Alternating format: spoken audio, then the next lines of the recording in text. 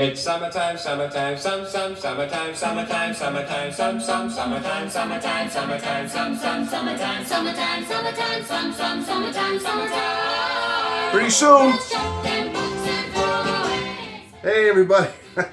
Pretty soon. Summertime, summertime. I'm hoping very soon.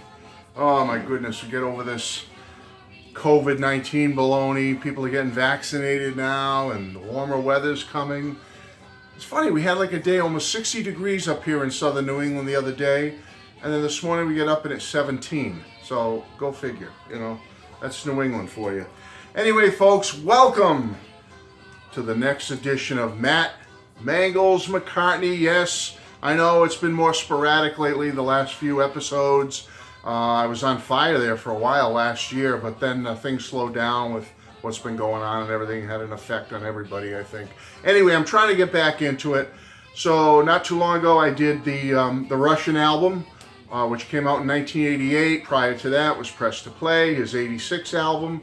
And again, any of you that are not familiar with Mangles McCartney, it's my effort or my way of sharing my personal life story with the releases of Paul McCartney. So, last time, as I said, it was the Russian album, 1988. My wife and I had one child, a son. He was getting to be, at that time, he was going on a year and a half or so. And we had just bought a new home, a little starter, fixer-upper special back in 87, coming into 1988.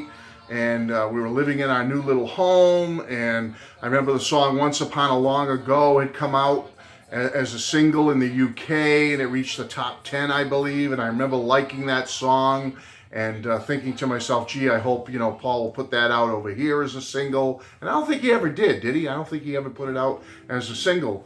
But, by coming into 1989, and my son, he's a little over 2 years old now, and we're a young new couple with a little baby, a little young child, I should say, starting out. And I get word that Paul is working on a brand new album. Yes. Okay. I had been a little disappointed with Press to Play, which was his earlier studio album of his music. I mean, the rock and roll album, the Russian album, was pretty good. I liked it, as you know from my last video. But I was excited to get a new album from Paul.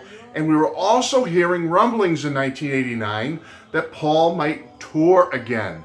Now, this was big news for me, folks, because when Paul came around the time prior, it was 1976 on his Wings Over the World and Wings Over America tour. And I had just, at that time, I was just 14 going on 15. And I remember talking to my dad. I told you in that video, Matt Mangles McCartney, about the Wings Over America album, that I had tried to have my dad get me tickets because he worked in Boston. It was only one show at the Boston Garden, but it was so hard to get tickets. My dad tried, but he couldn't, and I was just too young to try to get them on my own. So I missed out on Paul during that 76 tour. So when he was coming around again 13 years later, you can bet your sweet bippy I was not going to miss seeing Paul this time. So I was planning on doing whatever it took to go see Paul live, and I was so excited about it. And I'll tell you about that in a minute.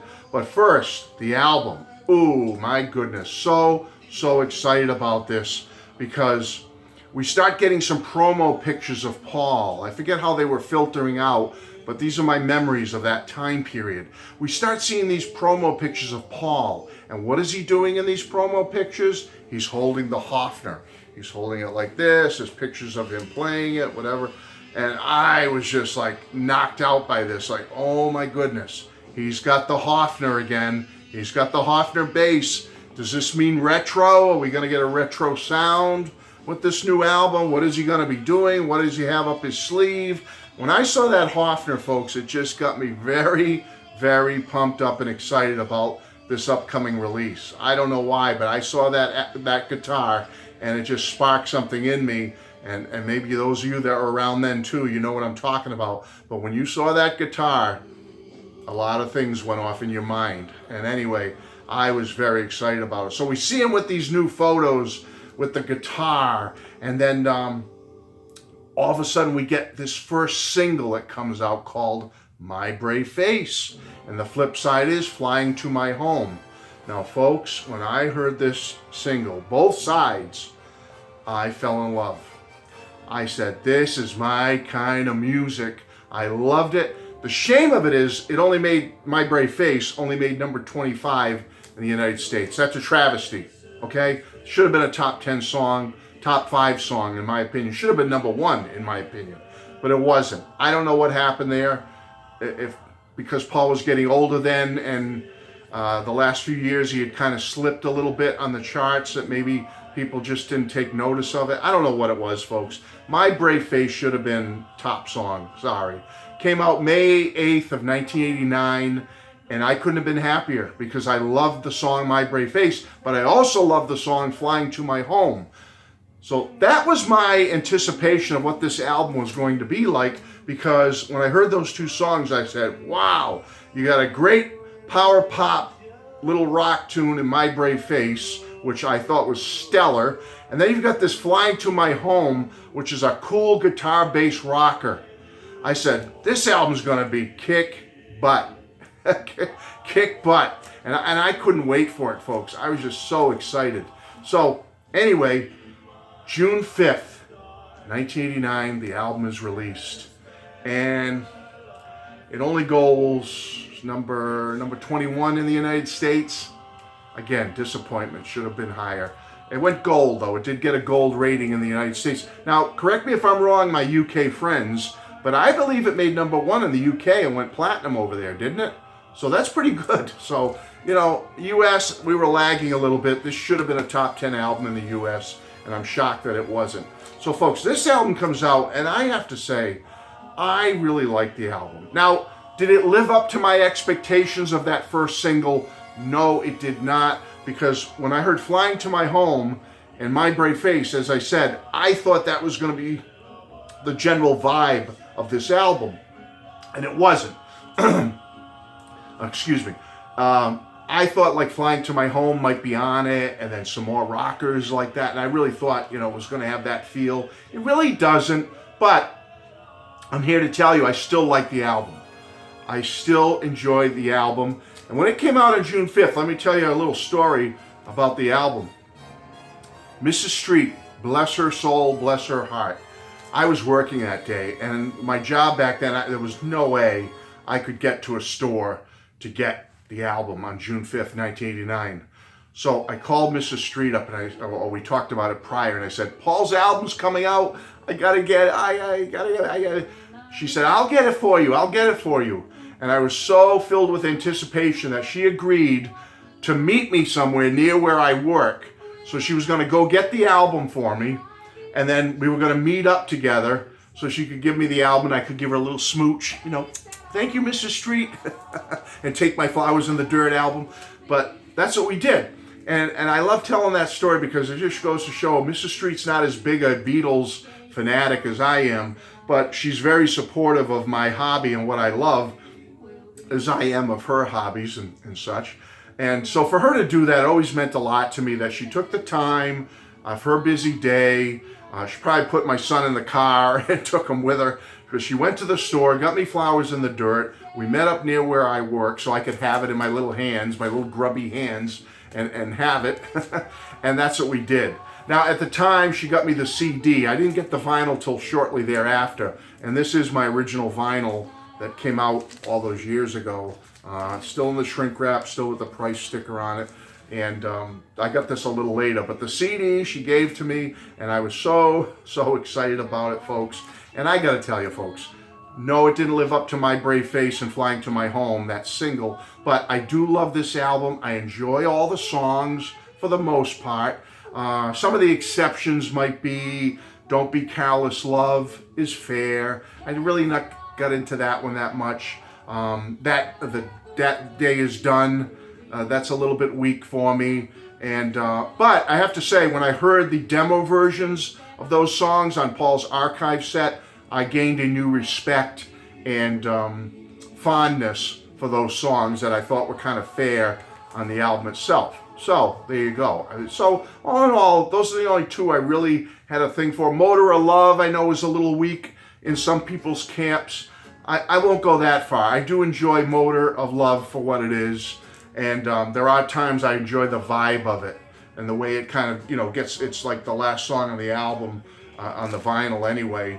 A CD's a little different, and it is there are some times I do listen to it and enjoy it. It's a good mood setter for me. So I do enjoy Motor of Love. My favorites, obviously, on this album, I'm sure many of you will agree with me, is My Brave Face. I just love that song to death. It's so great. I Like You Want Her Too. I know some people don't like that one. I Like You Want Her Too. I like Put It There is a classic. Figure of Eight is a classic. Although I do like the remix, the rockier remix of Figure of Eight better, but I still like the album version. And I like this one, is a classic Paul song. And as I said, I do enjoy Motor of Love on some level. So all in all, folks, I really do like Flowers in the Dirt. And it has a lot of sentimental value for me, again, as many of Paul's albums do. But this one especially, because the way Mrs. Street went out and got it for me that day, and I still have that vivid memory of meeting up with her and getting it and seeing it for the first time and being so excited. That single, My Brave Face and Flying to My Home, when I first heard it, and Paul with the promo pictures with the Hofner, brings back so many fond memories of that period in my life.